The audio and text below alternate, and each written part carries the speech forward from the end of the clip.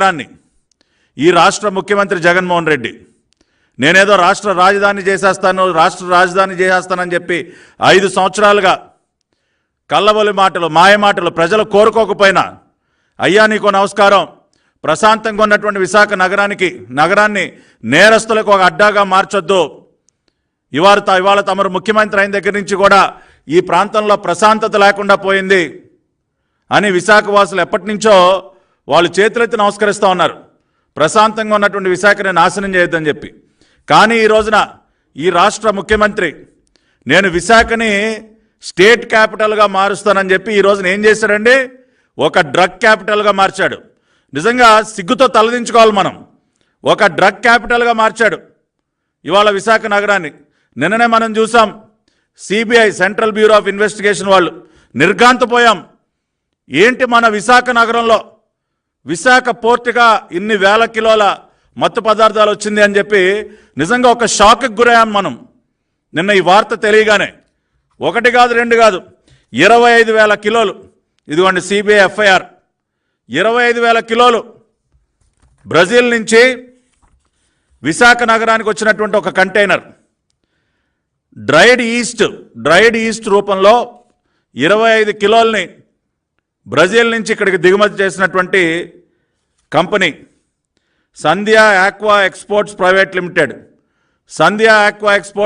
Limited అనే company పేరుతో Brazil దేశం నుంచి 25,000 కిలోల మత్తు పదార్థాలతో కూడినటువంటి డ్రైడ్ ఈస్ట్ని దిగుమతి చేసుకున్నారు. సిబిఐ వాళ్ళకి ఆపరేషన్ గరుడాలో భాగంగా దేశవ్యాప్తంగా ఎక్కడ మత్తు పదార్థాలు ఉన్నా కూడా వాటిని పట్టుకోవడానికి ఆపరేషన్ గరుడ అని చెప్పి కేంద్ర ప్రభుత్వం ప్రారంభించింది. దానిలో భాగంగా ఇంటర్పోల్ వారి సమాచారం మేరకు, అంటే ఇంటర్నేషనల్ పోలీస్ ఇంటర్పోల్ వారి సమాచారం మేరకు సిబిఐ వాళ్ళు రైడ్ చేసి నిన్న విశాఖపట్నం పోర్టులో 20వ తేదీన విశాఖపట్నం పోర్టులో కంటైనర్ నెంబర్ SCKU 4375380 దానిని ఓపెన్ చేస్తే 25,000 కిలోలు మత్తు పదార్థాలతో కలిసి ఉన్నటువంటి డ్రైడ్ ఈస్ట్.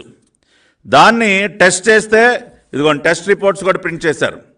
టెస్ట్ చేస్తే కొకైన్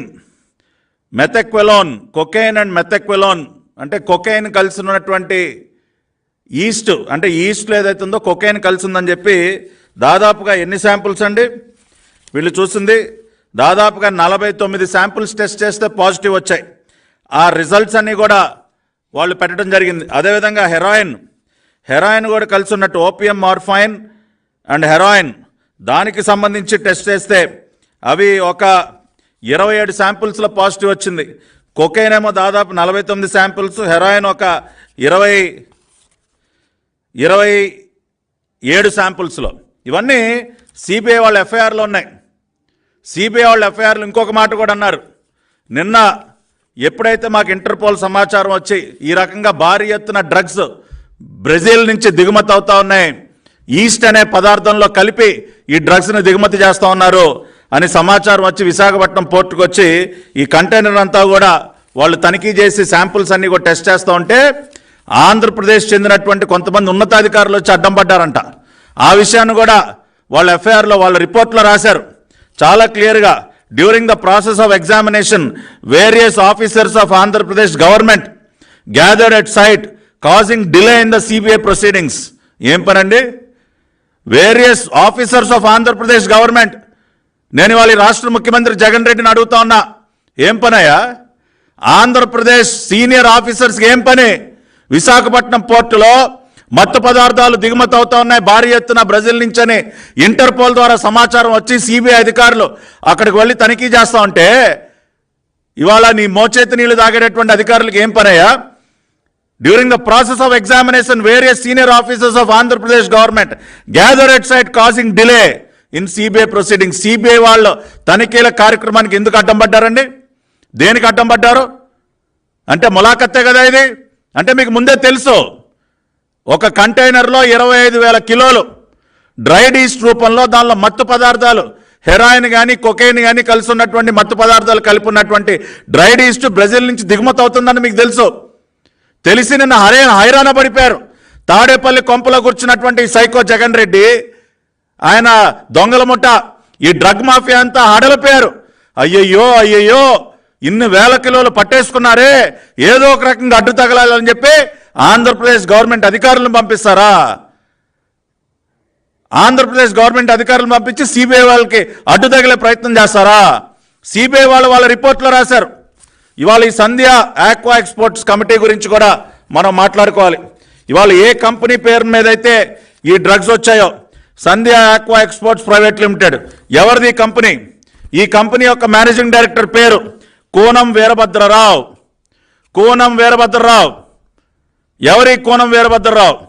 ఈ కోనం వీరభద్రరావుది ఈదుమూడి గ్రామం, సంతనూతలపాడు కాన్స్టిట్యున్సీలో, సంతనూతలపాడు అసెంబ్లీ కాన్స్టిట్యున్సీలో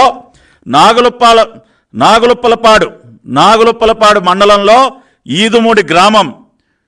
ఏ కంపెనీ పేరు మీద అయితే డ్రగ్స్ బ్రెజిల్ నుంచి భారీగా వచ్చాయో, సంధ్య ఆక్వా ఎక్స్పోర్ట్స్ ప్రైవేట్ లిమిటెడ్, ఆ కంపెనీ ఎండి కోనం ప్రభాకర్ రావు, కోనం వీరభద్రరావు. ఈ కోనం వీరభద్రరావుదే ఈదుమూడి గ్రామం, నాగులపాడు మండలం, సంతనూతలపాడు కాన్స్టిట్యున్సీ. ఈ కోనం వీరభద్రరావు కుటుంబం మొత్తం కూడా వైఎస్ఆర్ కాంగ్రెస్ పార్టీకి చెందినటువంటి కుటుంబం. ఇవ్వండి ఆ ఊర్లో వాళ్ళు వేసినటువంటి బ్యానర్లు, కోనం వీరభద్రరావు గారి ఫోటో, ఆయన పేరు, ఆయన భార్య photo, Nandigam Suresh, Meruga Nagarjuna, YS Jaganmohan Reddy, Santhanuthalapadu MLA Sudhakar Babu, Vijayasai Reddy, Balineni, వీళ్ళందరి ఫోటోలతో పెద్ద బ్యానర్లు. ఇదిగోండి కోనం వీరభద్రరావు. కోనం వీరభద్రరావు నలుగురు సోదరులు, ఒకడు కోనం వీరభద్రరావుకి ఇంకా ముగ్గురు అన్నదమ్ములు ఉన్నారు. వీళ్ళల్లో ఇద్దరు అమెరికాలో ఉంటారు. ఒక అన్న కోనం పూర్ణచంద్రరావు వైసీపీ సీనియర్ నాయకుడు. ఇదిగోండి విజయసాయిరెడ్డితో ఉన్నటువంటి photo. Konam Veerabhadrarao Sandhya aqua exports private limited MD యొక్క అన్న కోనం పూర్ణచంద్రరావు ఎవరు? వైఎస్ఆర్ కాంగ్రెస్ పార్టీ సీనియర్ నాయకుడు, నాగులుప్పలపాడు మండలంలో సీనియర్ నాయకుడు, ఈదుమూడి గ్రామంలో ఈయనే పెద్ద దిక్కు వైఎస్ఆర్ కాంగ్రెస్ పార్టీకి. ఇదిగోండి విజయసాయిరెడ్డి గారిని కలిసిన ఈదుమూడి వైఎస్ఆర్సీపీ సీనియర్ నాయకులు కోనం పూర్ణచంద్రరావు గారు.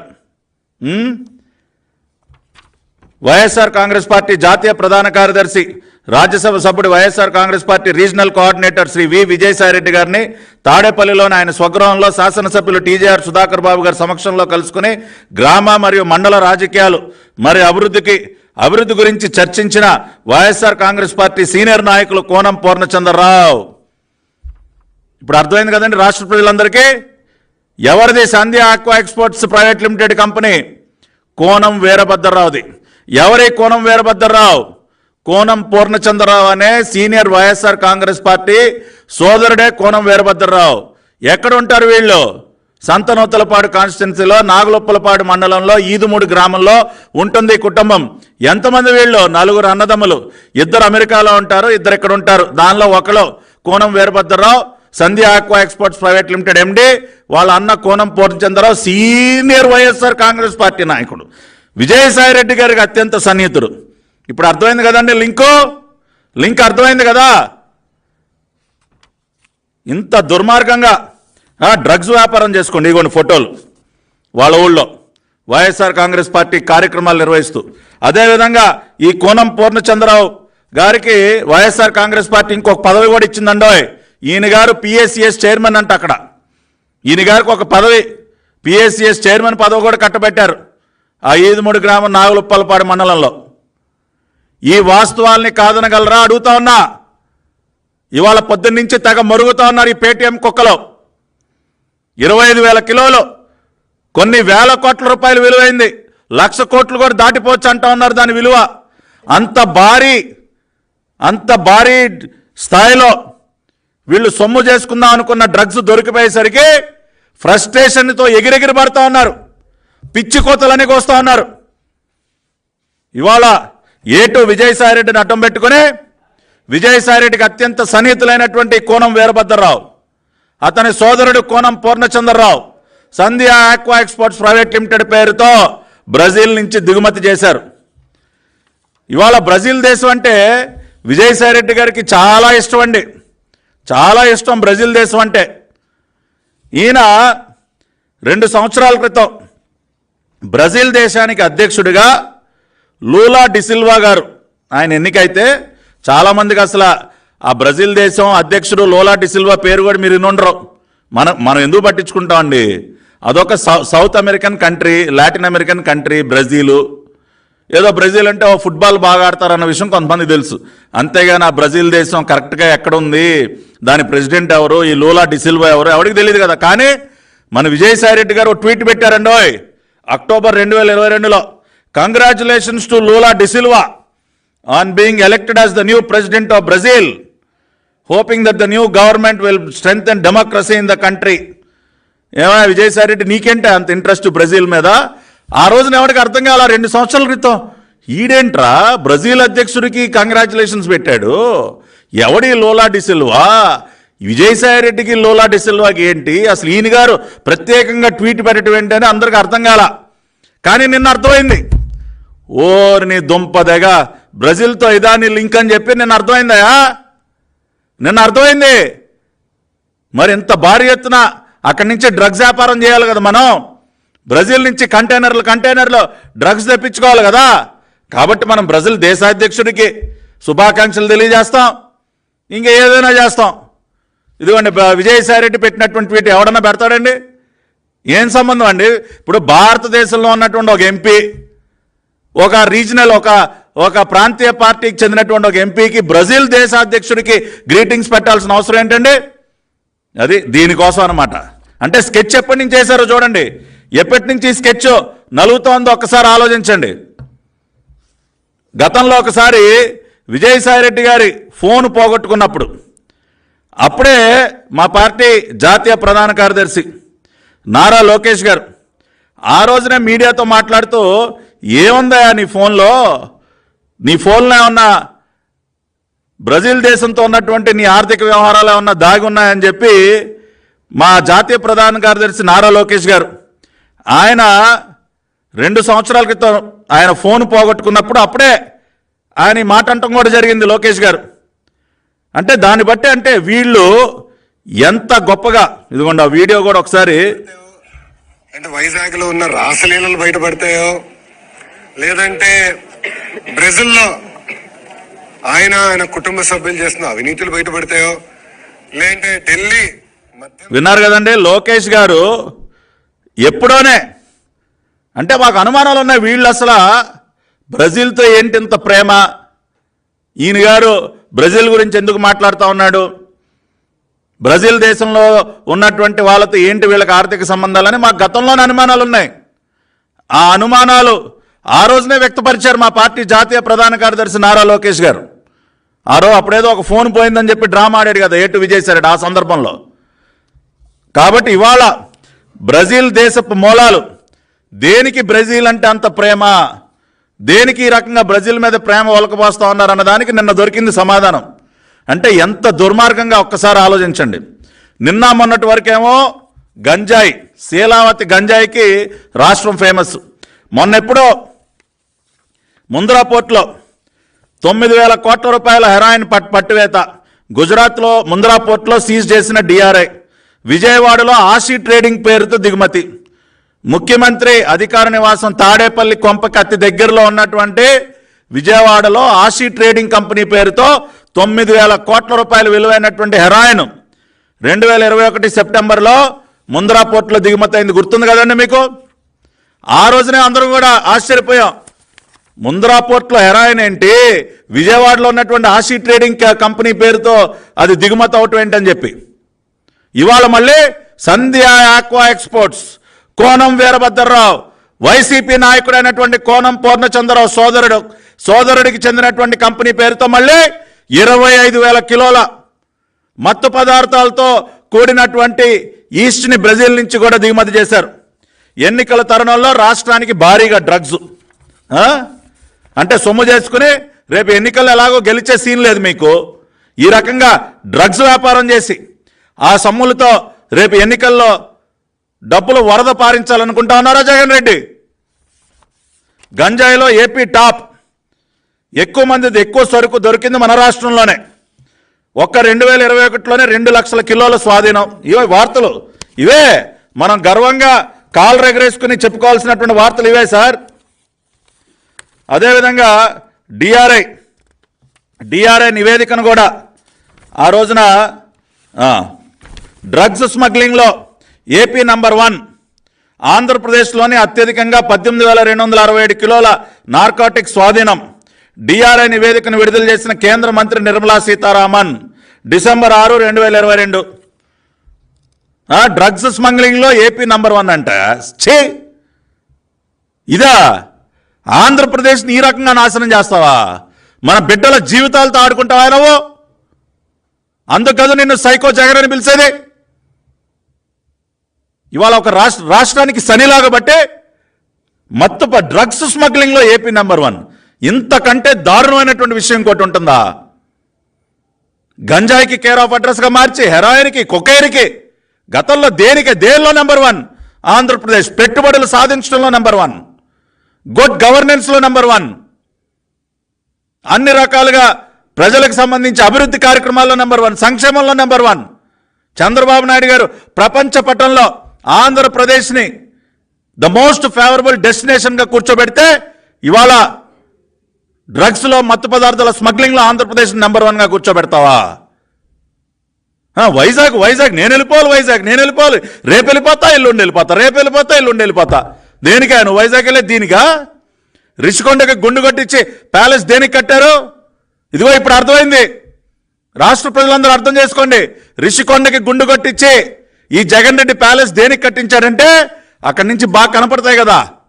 విశాఖపట్నం పోర్టులోకి ఏ ఓడలు వస్తున్నాయి, ఈయన గారు కంటైనర్లు తీసుకుని ఏ ఓడ ఎక్కడి నుంచి వస్తా ఉంది, చక్కగా రిషికొండ మీద నుంచి ఈయన గారు బెడ్రూమ్ బాల్కనీలో నుంచి చూసుకుంటాడు. వచ్చేసింది, నా షిప్ వచ్చేసింది, నా కంటైనర్ వచ్చేసింది. అరే లోడ్ దింపండిరా, అన్ని వేల కిలోలు వచ్చింది, ఇన్ని వేల కిలోలు వచ్చింది. దీనికా నువ్వు వైజాగ్ మకాం మార్చాలనుకున్న? దీనికా?